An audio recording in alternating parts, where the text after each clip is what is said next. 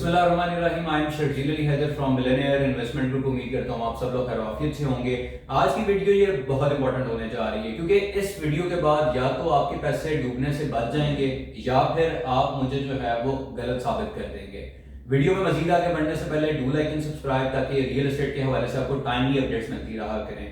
अल जलील gardens की projects की उनकी हिस्ट्री, उनके NOC, legalities point of view, हर तरह का एनालिसिस इंशाल्लाह इस वीडियो में आपके साथ शेयर करूंगा। हिस्ट्री अल जलील गार्डन की जाननी इसलिए जरूरी है क्योंकि ये फ्यूचर को उनके प्रोजेक्ट्स को डिफाइन करती है। अल जलील गार्डन जो कि आया था 10-11 साल पहले और इन्होंने प्रोजेक्ट लॉन्च किया था अल जलील गार्डन फेज 1 के नाम से। उसके बाद फेज 2 लॉन्च किया और अगर मैं पर्टिकुलरली फेज 1 की बात करूं तो 11 साल गुजरने के बावजूद वहां पे बहुत नंबर ऑफ इफेक्टिव्स हैं जिनको पोजेशंस हैंड ओवर नहीं हुए, पिछले ब्लॉक्स में डेवलपमेंट नहीं हुई। इसके साथ फेज 2 की बात कर लें तो फेज 2 में जो बाद में ब्लॉक्स आए थे वहां पे बंच ऑफ जो है वो लोग इफेक्टिव्स हैं, बहुत ज्यादा लोग जो है वो परेशान हैं क्योंकि पोजेशन हैंड ओवर अगेन नहीं हुआ। इसके बाद इन्होंने लॉन्च किया अल्नूर ऑर्चर्ड। तीनों प्रोजेक्ट शरदपुर रोड के ऊपर ही हैं। अल्नूर ऑर्चर्ड में इनिशियल ब्लॉक्स में इन्होंने नो डाउट डेवलपमेंट की, अच्छी डेवलपमेंट की और इनफैक्ट लोगों को प्रॉफिट्स भी आए। 5 मरले का प्लॉट जो 15 लाख का था वो 45 से 50 लाख पे चला गया। पोजेशंस भी लोगों को हैंड ओवर किए। लेकिन अगेन जो है वो फिर इन्होंने ब्लॉक लॉन्च किए वेस्ट मरीना और स्पोर्ट्स मरीना के नाम से। अब दोनों ब्लॉक्स को अगेन 3 साल हो चुके हैं लेकिन जीरो डेवलपमेंट सर।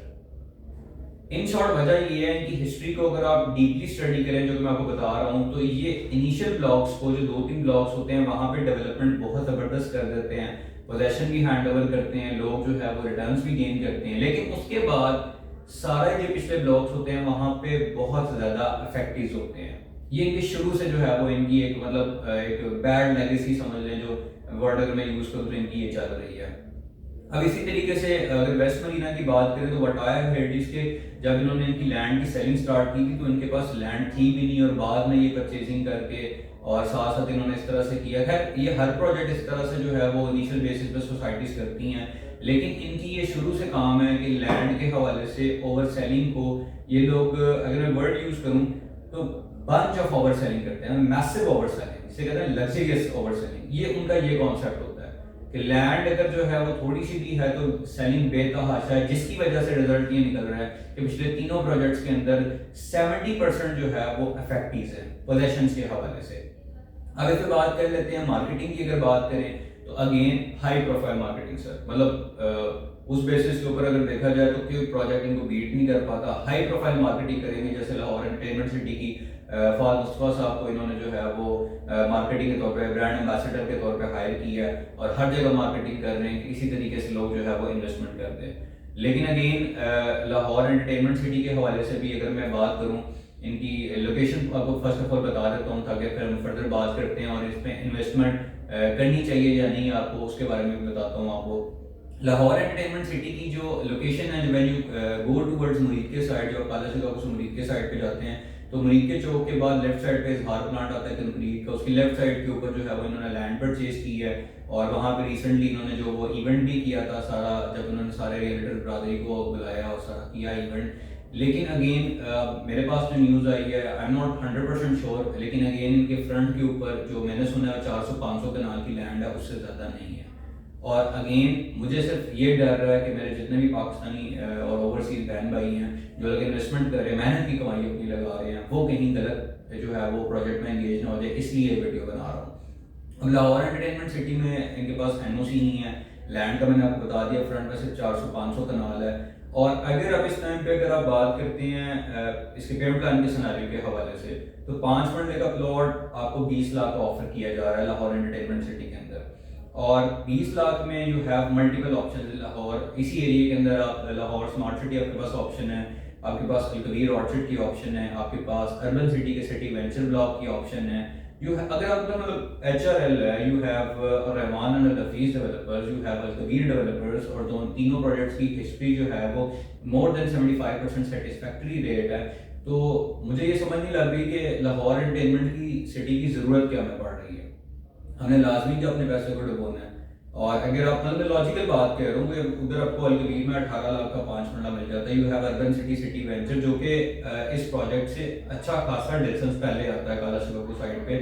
और अर्बन सिटी के हवाले से मैं चीज़ क्लैरिफाई कर दूँ, मैंने पहले भी जो है वो कुछ भाई नाराज हो रहे थे कि अर्बन सिटी को जो है वो प्रमोट कर रहे हैं। देखिए मेरा प्रमोशन, मेरा कोई वो सगा प्रोजेक्ट नहीं है, या मुझे कोई इस तरीके से उनकी पर्सनली कोई इंसेंटिव नहीं उनकी तरफ से मिल रहे उनको उनके प्रोजेक्ट को बताते हुए। लॉजिकल बता रहा हूँ आपको कि एक प्रोजेक्ट जिसका जो है आपके पास टीएमए अप्रूवल है, जिसमें आपके पास डेवलपर्स अच्छे हैं तीनों प्रोजेक्ट्स में, और आपके पास प्राइसिंग भी रीजनेबल है, और आपने डेवलपमेंट चार्जेस स्मार्ट सिटी में भी बाद में पे करने हैं, अलकबीर में भी पे करने हैं, अर्बन में भी पे करने हैं, एंड लाहौर एंटरटेनमेंट सिटी में भी पे करने हैं।